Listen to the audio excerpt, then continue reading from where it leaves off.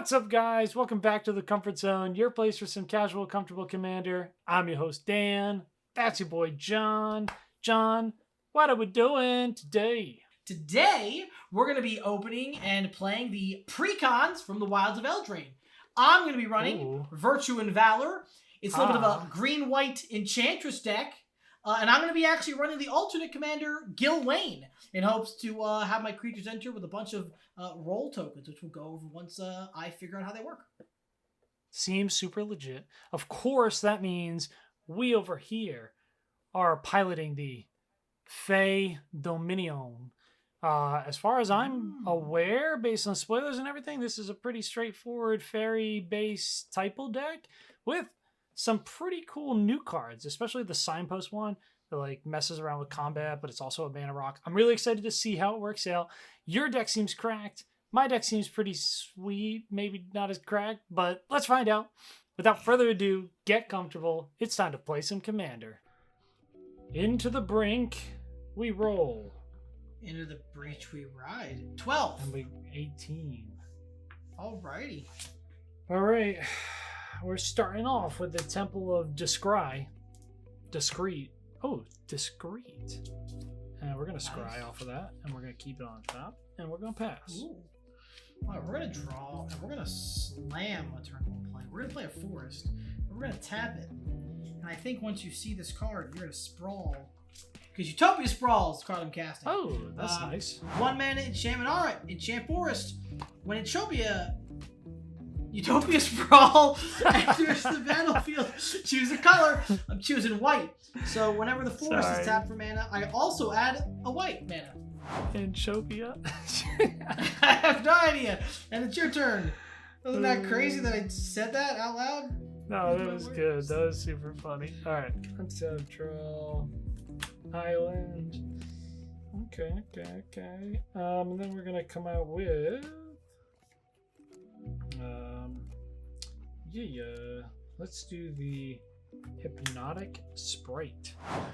We're just going to cast a hard version. It's a 2/1 flying. We're not going to send it on an adventure right now. The adventure for your informatives is a 3-mana counter spell, unless you pay 3 or whatever. Or no, counter target spell with mana value 3 or less. And that's it. Pass. All right, so we are going to untap. And we're going to draw. And in a twist of events, I'm going to play this Fortified Village and reveal the basic planes. Okay. To have it come into play untapped. What a twist. Then we're gonna tap 3 and play Gil Wayne on turn 2. That seems strong. Which is pretty exciting. So Gil Wayne is the casting director, excuse me. He has a long list of credits all over Eldraine.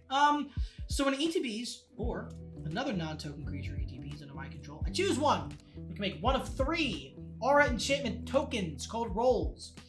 There's the Royal, the Sorcerer, and Monster. There are others, but those are the 3 that he entertains. They can then come into play and enchant the creature that came into play. Of course, the implications of enchantment aura tokens. There's a myriad of things that excite and disgust me about this. Check it out in the podcast. Otherwise, hopefully I can just show a little bit of that off here. Shameless plug. The shameless plugs will keep on coming. And then we're going to give him a Royal Roll token because that gives him +1/+1 and Ward 1, which is very exciting. And we're going to pass the turn. We don't like it. We hate it.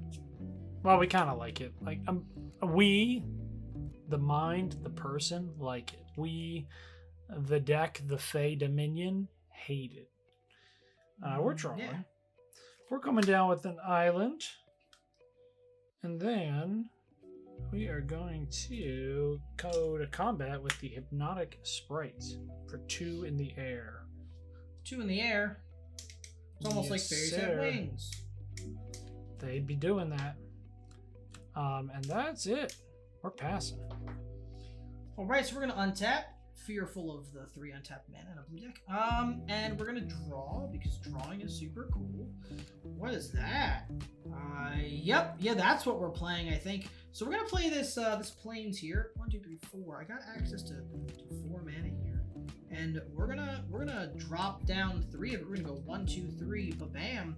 And we're gonna play the Aura Gnarlid. We have a response. Cool draw. Oh, response. Oh no. Yes, indeedy, because we played the bluety. Yes, and We're gonna tap 3, and we're gonna play Snap. What that Paying do? the additional. We're gonna target Gilwain to return him to your hand and untap 2 lands. Oh. Doink. Then your Aranarlid can resolve. He does resolve. He doesn't get a cool roll token, so that fills me with spite and rage. But we're gonna get over it immediately and pass the turn. Oh, immediately. Okay, and then end of your turn, we're gonna flash in the Quickling. It's a 2/2 flash flying. When it ETBs, I sacrifice it unless I return another creature I control to its owner's hand. I'm gonna return the Hypnotic Sprite with the Adventure, notably. If you've forgotten, because it's fair, public knowledge, the Adventure is counter target spell with mana value 3 or less for 3 CMC. Then we're going to go to my turn and draw. All right. We're going to miss a land drop, which is classic and terrible. So now we really got to think what we want to do. I'm going to tap 3. Sadness envelops me. See the rhyme? Because of the land. We're going to play the Midnight Clock. It taps for a blue, or I can tap 3, put an hour counter on it. At the beginning of each upkeep, it gets an hour counter. When it reaches the 12th, don't know how to do that with only 2 hands. I'm going to shuffle my hand and graveyard into my library and draw 7 and then exile the clock. So we're going to get a little bit of a dice prepared. And then we'll go to combat with the Quickling, 2/2 in the air. 2/2 in the air. Bam, bam, bam, bam. And then we'll pass. Alright, so we're going to untap. And we're going to draw a card. We love Upkeep trigger on the clock. Oh, yeah. And then we're just going to... We're going to tap 1, 2, 3, 4. And we are going to cast Sylvan Ranger for 2. So Sylvan Ranger says, when Sylvan Ranger enters the battlefield, I may search my library for a basic land card, reveal, put it in my hand, and shuffle. So we're going to go do that.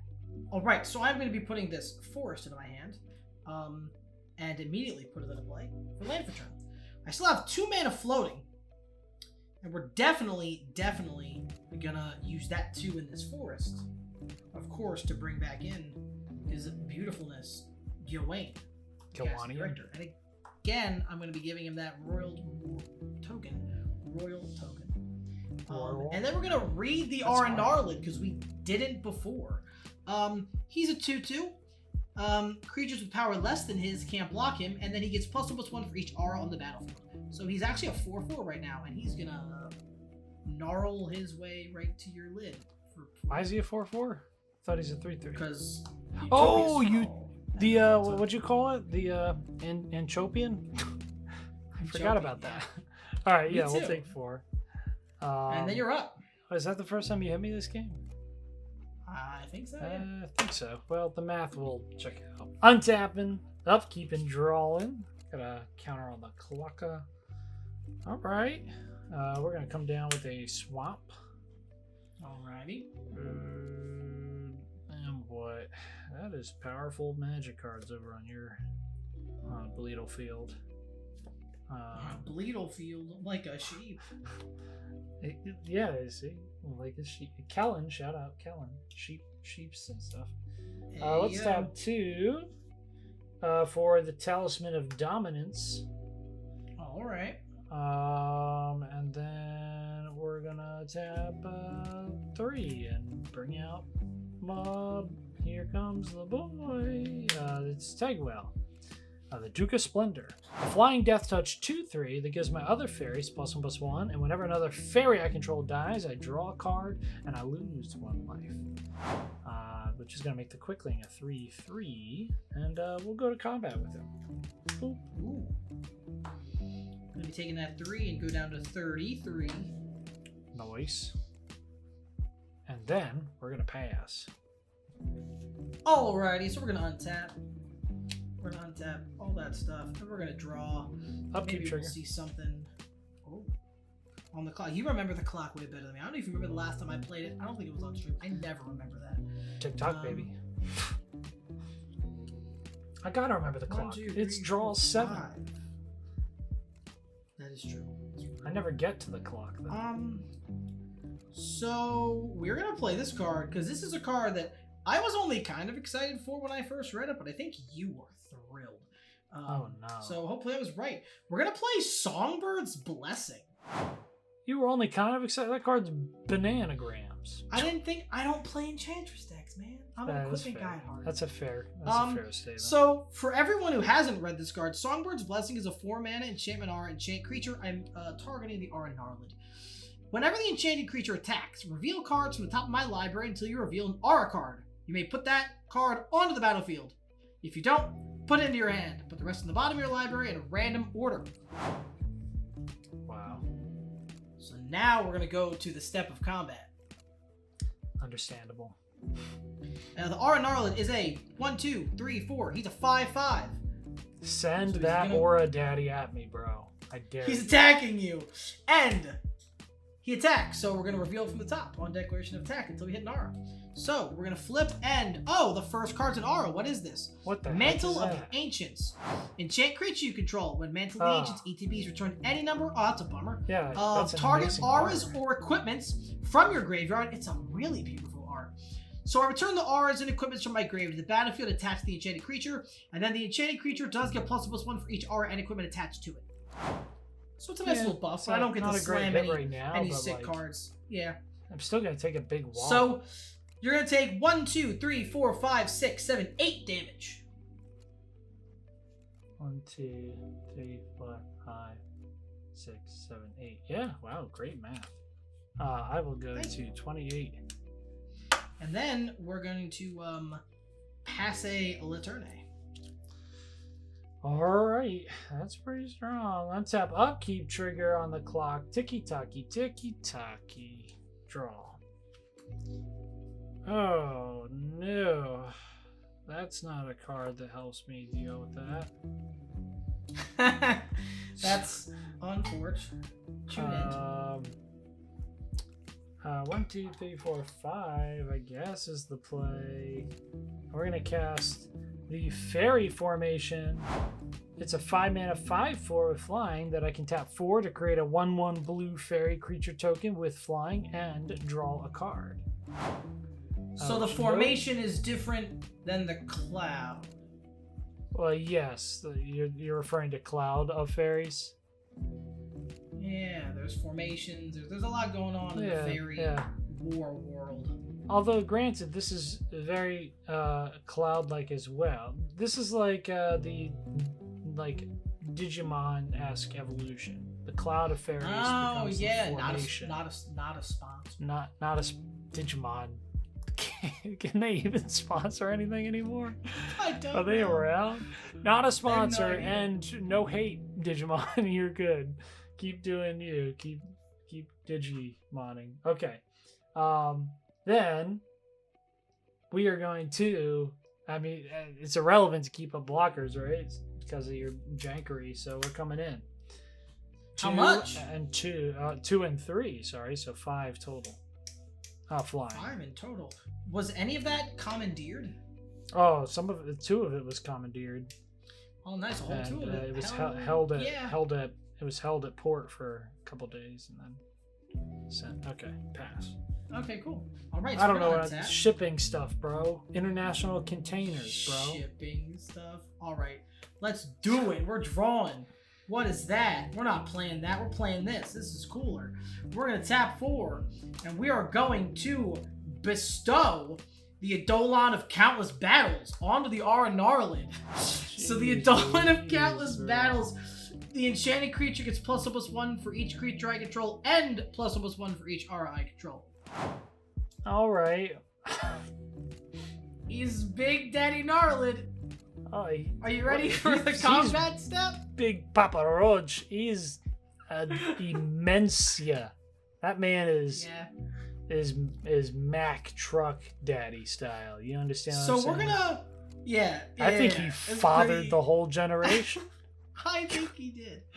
We're going to combat, so we're flipping, That's a forest. That is a core wizard.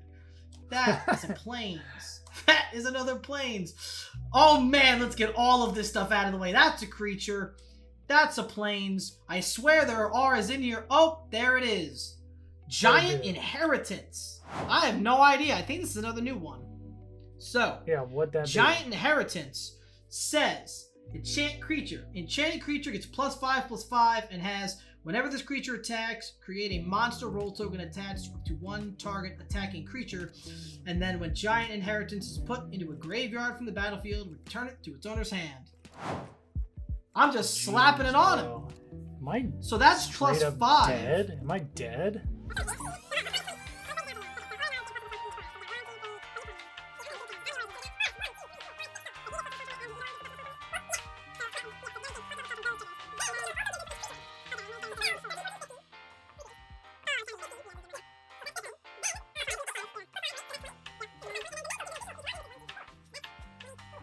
Yes, sir. I accept that count. Plus the 2 base power. 2 base power. Oh, snap. All right, that was close. That's 26. Okay, well, I'm at 28. So if that's all she wrote, I'm going to go down to 2 here. That is all she has written. All right. Well, and then we'll pass it. Yeah, we're not good. We're not okay. Like emotionally, physically, our HP bar, the Dominion of the Fae is crumbling to 1 mongoose that's just been strapped. What is his creature type? What is it? Just is he actually a mongoose? Just generic beast. Oh, that's certainly telling right now. Oh, we missed a trigger on the clock. Island. And yeah, so shoo. About all of that. You know what we can do about it? Something? I'll tell you the one thing we can do is create a fairy and draw a card. It almost feels like a waste to even find the token at this point, but we're doing it. Oh, come on, pull the token out. Yeah, there you go. I don't even think that's the right one. Because it looks black, but we're gonna call it, and then we get to draw. Heart of the Cards, also not a sponsor. Okay. We're just hitting all the back in the day we're just not sponsors. We're teasing all the IPs of other tradable entities. Universes beyond. Let's make it happen. Oh, Cloud of Fairies. So I'm prophetic. The synergy. Yeah, you were prophetic, bro. And true, their arts even look the same. This is like the Cloud 10 years in the future. You know what I mean? This is like them as like teens clouding around. This is them actually getting their stuff together and forming what? Hey, whatever, made man. up narratives. And then the Cloud of Fairies is going to untap me 2 lands. Which is going to get me effectively, you know, more lands. And then we're dead. Yeah. So we die. But let's see how much we die. We're gonna pass. That is always the question. So actually, wait, hold on. We can't block anyway. Hold on. Sorry. Let's just full send everybody, right? Like, why not? Do it. We'll take you down as low as we can. We'll attack for 6, 7, 8, 9, 10, 11. Alrighty, 11. Yeah, just to, you know, show them what we got, right, team? Hey man, I'm at 17. All right, so we got close, huh? We dominioned the Fae, just like halfway there, pretty much. All right, show us how much you're going to gnarlid the Dominion. So what we're gonna do is I have 5 mana, so we're gonna do 1, 2. Oh yeah, this works perfectly. Because again, we might as well play all the cards. So we're gonna play Umbra Mystic. Umbra Mystic is a card I didn't know existed. I don't know if it's new or not, but it says that R's attached to permanents I control have totem armor. So when the creature would die, instead you rip the R off. That's pretty And nice. then we're gonna slap a Daybreak Coronet onto Wait, this guy. wait, you have a trigger. I do have a trigger. I'm gonna go deal with that trigger. We're gonna put a sorcerer token. He looks like he's pretty sorcerer. He's a mystic. Those are very close things. And it gives him +1/+1. And if he attacks, I scry. Nice. Then we're bringing that Daybreak Coronet back out. Now the triggers are resolved. Oh well, you know what? I bet you didn't think. Full circle, Hypnotic Spectre, Adventure. What Or does that do? Hypnotic Spray, Adventure. What does it do? This is the first card I played, dog. I bounced it early. Counters a spell, mana value 3 or less. Get the Daybreak. played. Get Oko'd, bro. We just fade you right up in the business. We I don't finally even know if pulled I can it go out. on. I We think I have bounced to. We did all the I can't stuff. sacrifice him. We snapped. We cloud of fairied. We hypnotic spectre. We did the whole blue fairy deal. All right, now you can just attack me. Yeah, so now we're gonna attack, and I'm gonna do the flip just because it's fun. We're gonna flip. All right. We're gonna flip. Come on, let me have it. Let me have the flip. All right. Wow, let's look at see. all these cards, Oh sorceries, wow. and creatures, and more Yay. creatures. It's gonna make me flip like 80 cards. All right, we're gonna get ethereal armor. He gets +1/+1 for each enchantment I control. All right, so he's a billion effectively. Very nice. I am dead as a dingo. Or dead as a mongoose. Who even knows? What? That was nuts. Yeah, I mean, aura decks Auradex. throughout time have been pretty powerful. I've Yes, only ever sir. seen it happen. You've had some variants of them over the years. Yeah. I've never really piloted it. The only 2 decks I have that are really enchantment focused aren't aura focused at all. They're very fun. There are some fun cards. Just like, oh yeah, this guy gets some cool stuff. Let's give him some other cool stuff. Songbird's Blessing. That card is busted. That card is incredible.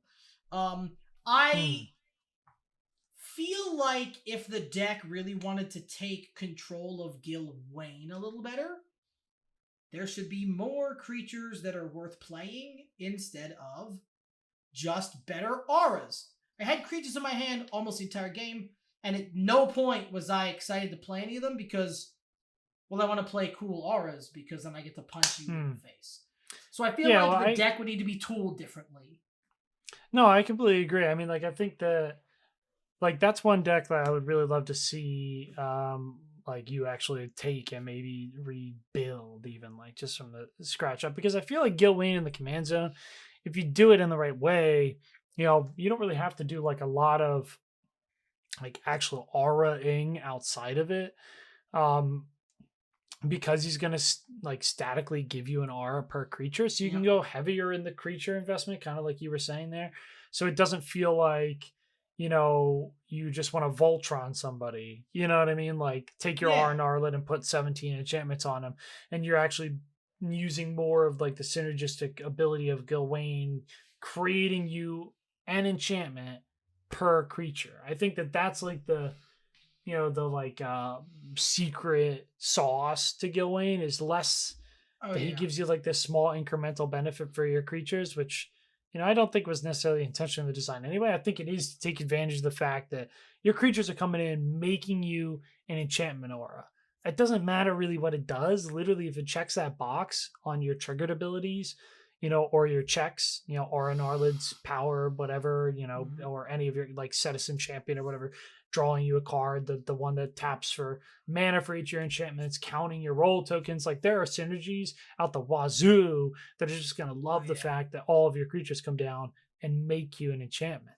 I mean, it's nuts, you know, like. Yeah, I also think it'd be cool to utilize the Songbird's Blessing. Like, yeah, it's cool just to flip for random enchantments, but I feel like you could almost tool that as, like, a small aura package of stuff that, like, again, benefits your creatures. I think Eidolon, because he gives you plus for your auras and creatures, is, like, the right kind of creature / bestow card in the deck. But I think you could almost tool Songbird's Blessing to get like a small package of like really interesting versatile enchantments instead of just like, how many enchantments can I plop onto the one dude? Because you don't have to put it onto the creature with Songbirds. You can put it wherever you want, which I think is super cool. What did you do you feel the fairy deck felt mixed messaged to me? I don't know about you. You're the one who played it and saw more of the hands and stuff. Oh, I don't know. I feel like, I would have to play more of it. Like, again, when we crack these, like, box fresh and just kind of play them out, 1 or 2 games, sometimes we revisit them again and play some more if we really, really love them. But otherwise, usually, we're testing them out. And then either if we love them, like Gawain or whatever, we're going to retool it, or we're going to scrap it for parts. Very rarely do we just kind of keep it together and play tons of games with it as it's like box fresh variant. So I would have to test it a little bit more to get like a better picture of it. I feel like the curve on it is a little bit more, I don't want to say like less efficient, but like, again, Enchantress decks, they just have so much synergy and they go like so exponential so quickly that it ends up feeling like my curve is not as strong. Like I bottom out very quickly, and I have these big drops, and a couple of the things, like, I don't know if this is what you meant, but like a little bit of it wants to be that like instant speed, play on my opponent's turn, control based deck. But then a lot of it is also like these big bombs that really don't have flash or anything. So it gives me this like Hullbreaker Horror is in here. I know that from the list, and he has flash, which is good. But like that, the fairy formation or whatever, that card is really high up on the curve, high costed. It doesn't have flash, so like the choice to play that, it gives up my responsiveness. I mean, and building like a blue deck is always a challenge anyway. Like to have something that has, the balance of responsiveness and, knowing when to play the right thing. And half of that battle is on the player when they're piloting the deck. But in that isolated game, it felt like, a typal deck. It wasn't too crazy. It wasn't, like, I don't know, like I feel like there was more, there could have been more synergy with like Tegwell's ability of having your fairies die. Like I didn't see any like sacrifice kind of components. I feel like you had to trigger that through like combat tricks and stuff, for just leaving creatures open at the right time. But I don't know. I mean, I'm sure you probably had a similar feeling. It doesn't look altogether too enticing, but I mean, there's definitely, I think it's one of those decks where I feel like sometimes I look at a Precon and I'm like, what would I add? I'm not sure. I look at that deck and I get like a quick rattle of like a Sacrifice Engine and a Bitter Blossom would do wonders for having more bodies, having access to that higher curve, and actually getting to trigger Tegwill's ability without just like throwing small fairies in the way of fat dudes. Yeah, like I really do like the idea. I guess that's a good point. Like I like the idea of how this deck would function as kind of like an aristocratic style build. Like just taking advantage of Tegwell's trigger and making a bunch of like low impact fairies and then tossing them. Because some of those low impact fairies that come with like counter synergies, the adventure ones or something that's interesting. So and maybe that's what the deck was kind of going for. But I feel like unfortunately this deck at this level has to get the upgrade or the retool or whatever to really truly shine like it's supposed to. Whereas I feel like Gawain, even though it's not necessarily exactly what you want to do with Gawain, I feel like the deck is shining. You know what I mean? Like it did the thing and relatively well. So I don't think it necessarily needs the retool. It could be a lot more fun that way, but I feel like as is, it's pretty strong. And we didn't even get to see the other commander. Yeah, I was gonna say she functions on. She draws you cards when an enchanted creature attacks. So I feel like she functions a little more like card advantage in the scenario that I ended up having, where I'm throwing one guy a turn. That's an extra draw just because he's enchanted. I forget what else she does, but still, like I feel like she is probably more what the deck was actually tooled for. Well, yeah, and she makes the victorious roll, which gives it's the same thing like all of your stacking abilities. It gives +1 for each enchantment. So I do see like an interesting sub build in there too, like stacking that ability, which you ended up kind of having, right? It's a lot of math. It's a little bit win more, but it would definitely make some pretty impressive numbers. So that could be a fun thing to mess around with. But I like the tools in there. It's a toolbox for me to take it and make it into something like a bunch of different directions for Enchantress. But I would really like to see Gilwain again. I would like to know what you guys think. I mean, do you have experience with these decks? And more importantly, because Gilwain's kind of the focus. Do you think Gilwain's interesting? Would you guys want to see him as a commander deck? Because we've been talking about it, and I think John might throw that thing together. So if you would like to see that, comment below and definitely tell us some ideas you might have for how we should go ahead and build that. Maybe some choice cards we can stick in it for you, and then hopefully we can put it together and feature it maybe in a video down the road. I mean, would you be interested in that? That sounds fun, right? 100%. I don't know exactly what the list is gonna look like, but I definitely already got some things kind of milling that I'd like to see out for my guild. So this is a cool opportunity. Give us some tips down below, and let us know what you would do with it, and then we can kind of brew it together, if you will. And if you guys didn't see our box opening battle, which you should go check out if you want to see some really spicy pulls, a little bit of confetti action, we are running a giveaway. So we're running a giveaway to say thank you to you, our early fans, our early supporters. The channel is just getting started. We're growing, lots of momentum. We're excited for big things in the future. We're going to be keeping up with our podcast that we just recently released every Wednesday. You can find it on Spotify, also here on the channel. We got our games released every Sunday. We're going to be starting our Patreon and some really cool stuff with respect to that. We don't want to spoil it quite yet, but look out for those announcements. So in order to say thank you for being here in our infancy, supporting us, growing as a channel, we are going to give away a sealed set booster box of Wilds of Eldraine to celebrate the release of the new set and to say thank you. All you got to do to enter to win, it's free to enter to win. All you have to do is be one of the first 100 subscribers to the channel and leave a comment down below with your top pick for the most fun commander, whatever you guys think. We're not going to be judging your decision. Just go ahead and have fun and put a comment down there with your most fun commander to play or to bring to the table because it creates a fun game experience. Whatever you guys want, have fun with it. And we are going to be selecting one of those comments to win the box, and the rest of the rules are down in the description here below. So definitely check those out in order to know, how long the timeline of the contest is, how we're going to contact you, all of the nitty-gritty details down below. So check it out. And thanks for joining us, guys. I hope you had a fun time. And as always, we will see you in the multiverse.